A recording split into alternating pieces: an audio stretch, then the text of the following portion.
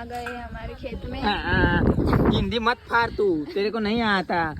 तो hello guys, આજે અમે આવી ગયા છો અમારા ખેતરમાં. કાંક ગોમની બહાર ઉજવણી હતી. બેસી ગયા ખેતરમાં. પણ પવન જેટલો આવે છે તે વરસાદનું વાતાવરણ કર્યું છે જો.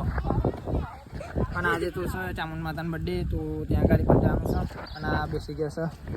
તો ચાલો અમે આ બ્લોગમાં બન્યા રહો, તો બનાવીએ છે બધું અને બનીને તૈયાર થઈ જાય પછી તમને બતાવીએ. તો બને રહો અમારા બ્લોગમાં. તો થઈ ગયો અને આ ગોળ મળાય છે. હવે અમારા મેડમ અને પેલો પાપડ તરે છે, પાપડ તરાય છે.